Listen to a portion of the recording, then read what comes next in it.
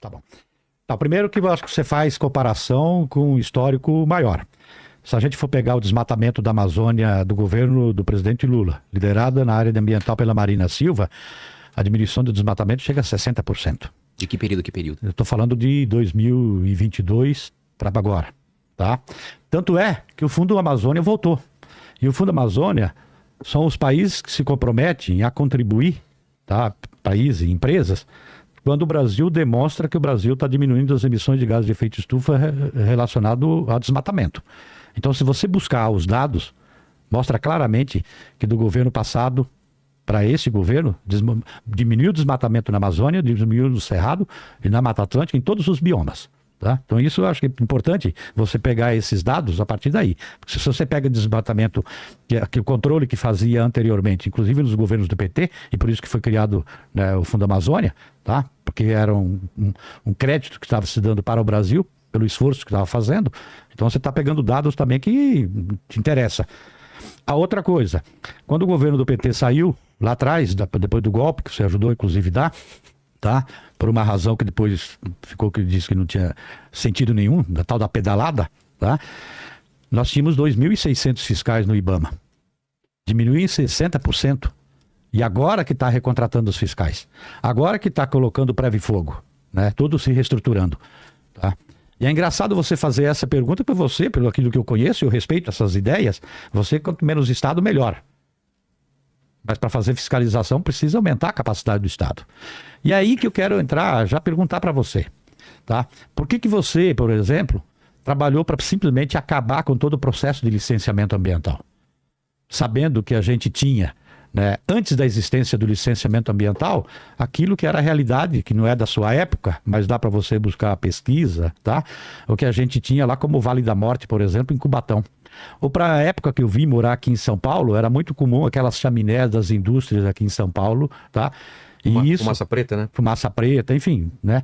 Eu só estou falando assim para as pessoas, para os mais velhos vão lembrar do que era antes. E depois com o licenciamento ambiental, isso foi criando. Cubatão chegou a ser a cidade mais poluída do mundo, não é? Sim. Tá? Então, crianças nascendo sem cérebro e assim por diante, tá? Então, eu queria, na verdade, até para a gente entrar aqui, que é a razão do debate da gente aqui, do porquê que você é contra ter licenciamento ambiental. Bom, vamos lá. Primeiro ponto, Tato, não é verdade que de 22 para 24 você teve uma redução de 60% no desmatamento da Amazônia, tá? Seus dados estão errados, não sei, acho que você que agora tem que dizer a fonte, porque eu falei do INPE e do Ministério do Meio Ambiente, de 22 para 24 não teve melhora não. Pode qualquer um que esteja assistindo aí, pode dar um Google agora e chegar à conclusão. A degradação, inclusive, repito, chegou a 163%.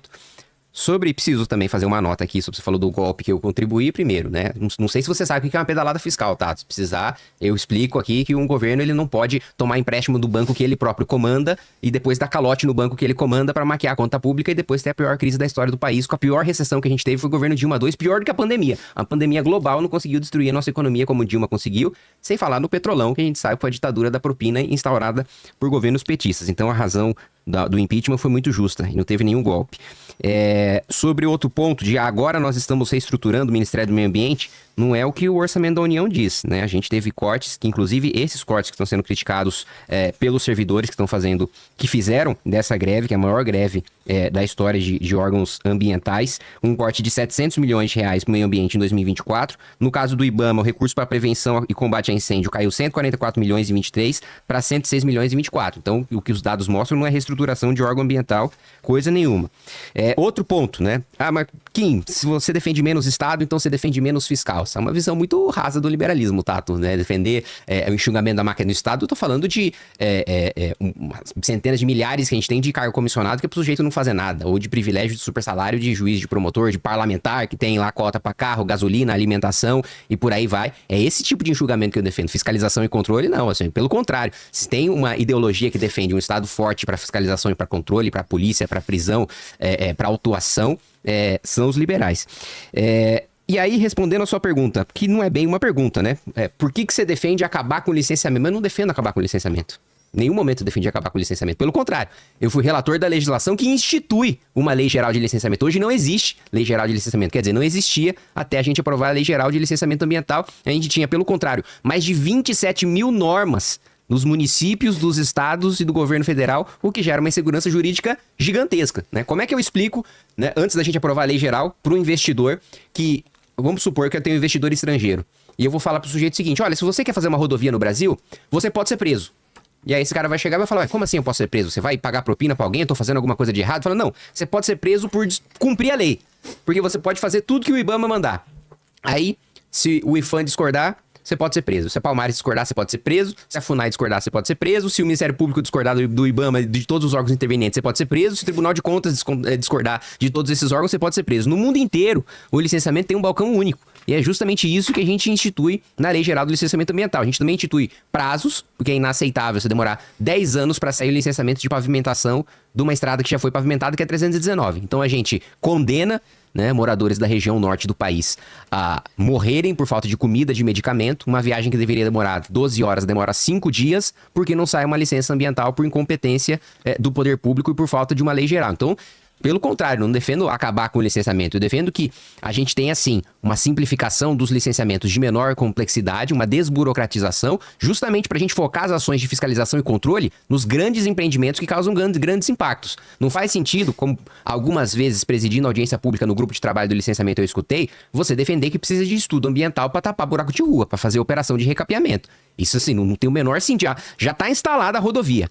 Já tem um estudo de impacto quando ela foi colocada. Aí tem um buraco nela, precisa apresentar um novo estudo para tapar o buraco? Isso é absolutamente irracional. Ou defender que eu faça um processo de licenciamento complexo para um empreendimento que eu já sei quais todos os impactos que ele ocasiona, que não é de grande impacto ambiental, que não é de grande porte, e aí eu fico gastando energia de servidor com empreendimentos de menor impacto, enquanto grandes barragens podem causar desastres ambientais e eu não tenho servidor para fazer a fiscalização porque ele está ocupado com burocracias menores. Então, não defendo o fim de licenciamento. Pelo contrário, o fortalecimento de licenciamento foi exatamente o que a gente fez no nosso relatório. Kim, primeiro dizer para você o seguinte, que a pedalada fiscal, para meu ponto de vista, não é o seu ponto de vista, a pedalada fiscal para você é mais importante do que, por exemplo, acabar com a fome no país. E nós recebemos esse título da ONU em 2014. A fome voltou e este ano a gente voltou a receber o título de ter acabado com a fome. Então aí são visões diferentes. É importante a gente dizer aqui para você, todo mundo aqui tem na memória, o que o governo que você apoiou e elegeu no passado, tá? Qual governo que eu apoiei? Do Bolsonaro. Você também estava... Né? Eu elegi o Bolsonaro. Sim, você trabalhou para ele. O Bolsonaro, pô. Vocês têm a imagem do que era na terra Yanomami. Todo mundo tem. E no Tapajós, aquelas operações dos Yanomami, né? Quem que é que está enfrentando o garimpo lá? Só para você ter uma imagem do que é que o governo já fez. Você fala e usou muito no debate de licenciamento de 27 mil normas. Desde o primeiro debate que a gente teve isso lá dentro da Câmara, você nunca demonstrou aonde estão essas 27 mil normas. E nós já pedimos isso várias vezes. Então, para quem está acompanhando aqui, de repente tem uma legislação num determinado município, tá? Uma norma num determinado município. No outro tem a mesma norma. Então, eu estou imaginando que você somou as mesmas normas nos 5 mil e tantos municípios do país para poder fazer essa conta. Mas é a mesma norma que tem lá no município, ou a mesma norma que tem em determinados estados. E aí é muito ruim usar esses argumentos no debate para tentar, né, persuadir as pessoas daquilo que você quer estar falando. Você, por exemplo, trabalhou para que os projetos da agropecuária, os empreendimentos da agropecuária não tenham licenciamento ambiental. Eu vou dar um exemplo aqui, talvez as pessoas devem já perceber, e volta e meia tem reportagem na televisão, o aumento de algas no rio Tietê, que prejudica a navegação, prejudica os pescadores, prejudica o turismo, tá? E aquilo apodrece, é um cheiro danado, né, forte naquela região. E o que é que causa isso aí? É os agrotóxicos, fertilizantes químicos que são utilizados na agricultura. E ali pode fazer, né? Então, você tem empreendimentos que, pelo licenciamento ambiental, né, que você aprovou, tá? Não precisa ter, entendeu, o licenciamento. Se a gente for pegar aqui Mariana e Brumadinho, da proposta que você tinha colocado lá, não precisa de licenciamento ambiental. Então, o licenciamento ambiental, que já, na verdade, já existia, é justamente para poder prevenir para que aqueles empreendimentos que precisam ter e precisam buscar recurso, precisam buscar financiamento, tá? Tenha segurança jurídica de que não vai ter o impacto ambiental, o impacto social, tá? E com aquilo que aconteceu em Brumadinho e Mariana e que a gente está na memória de todos, né? Kim, segunda pergunta. Vamos lá, primeiro, rebatendo os pontos que o Tato colocou, a pedalada é mais importante que acabar com a fome, né? Que é um argumento retórico. Primeiro, pedalada é crime. Independentemente de qualquer crime, ele precisa ser punido. Segundo, que pedalada causa fome, porque causou a pior crise da história do nosso país, né? É você maquiar as contas públicas e fazer um rombo bilionário faz com que as pessoas passem fome no final. Por isso que aumentou a inflação, que é o pior imposto sobre o pobre que existe, e teve inflação de 2 dígitos sob o governo Dilma, e o desemprego também de 3 milhões de pessoas. Segundo, que eu achei curioso você falar sobre os indígenas Yanomami, porque o número de mortes aumentou. Olha, a gestão do Bolsonaro já era bem ruim em relação aos Yanomami e o Lula conseguiu piorar. O número de mortes aumentou, né? E a assistência à saúde diminuiu sob o governo Lula. Outro ponto, você não demonstrou as 27 mil normas. Demonstrei sim, tem o estudo da CNI, inclusive já te mandei o estudo da CNI. Somou normas de 5 mil municípios. Não somei, primeiro que só tem 1.800 municípios que tem Secretaria de Meio Ambiente que licencia. Então sequer seria possível somar de 5 mil. Depois, porque a água no Rio Tietê é porque a agricultura está sendo feita sem licenciamento. E aí a agricultura sem licenciamento joga agrotóxico no Rio Tietê. Primeiro que não precisa de licenciamento para ter controle de agrotóxicos, porque existe uma lei de agrotóxicos que faz esse controle. Então, não é o licenciamento ambiental que garante descarte regular ou irregular de agrotóxico, uso regular ou irregular de agrotóxicos, porque a agricultura ela já é regulamentada por diversas leis. Mariana e Brumadinho não precisaria de licenciamento segundo seu relatório. Mentira, não sei qual o texto do relatório que permitiria Mariana e Brumadinho sem licenciamento. Aliás, Mariana e Brumadinho ocorreram sobre a legislação de hoje, que você defende que não tenha modificação. Não foi sobre anterior. A legislação de licenciamento de hoje foi o que aconteceu em Mariana e Brumadinho. Mas já que você falou em relação ao agronegócio, eu quero perguntar então, você que defende que haja necessidade de se fazer licenciamento ambiental para toda atividade agro-silvio-pastoril, eu quero que você me diga assim, uma condicionante que uma atividade agropecuária teria, né, num estudo de licenciamento ambiental, que já não esteja previsto nas pouquíssimas leis que já regulamentam o agro, que são a Lei dos Agrotóxicos, o Código Florestal, a Lei da Mata Atlântica, a Lei de Desenvolvimento Sustentável, a Lei de Unidade de Conservação, Lei de Semente, Lei de Crime Ambiental, Política Nacional de Recursos Hídricos, Lei de Irrigação e outras 70 leis que regulamentam o agronegócio. Me cita uma condicionante que a gente precisa de estudo ambiental para descobrir, que já não esteja regulamentado em todas essas legislações que já tratam sobre o agro. Primeiro, dizer para você que você nunca apresentou as 27 mil normas, tá? Então, essa mesma retórica que você usa aqui, tá? A mesma retórica que você fala aqui da pedalada, da importância e que isso que trouxe a fome, você sabe que não é isso porque foi uma série de programas sociais que eliminou a fome que teve sempre na história do Brasil e a ONU reconheceu em 2014 fruto dos governos do PT. Então, se não reconhecer. Você, quando fala assim, aumentou a morte dos Yanomami, aí você está considerando que tinha dados correto no governo passado. O problema dos dados. Tá? Você tinha dados, você tinha informações, tá? E aí você precisa ir lá e verificar lá nos Yanomami como é que está a situação que está colocada lá hoje, que é completamente diferente do que existia antes.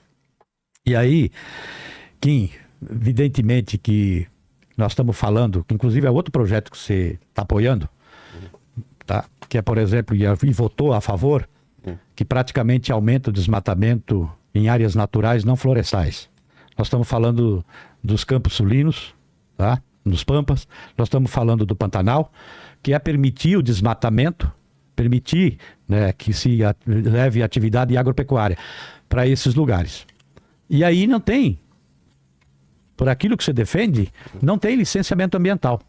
Vamos pegar aqui um exemplo do Pantanal. O Pantanal, nos últimos 30, 40 anos, perdeu praticamente 2/3 da sua capacidade de água.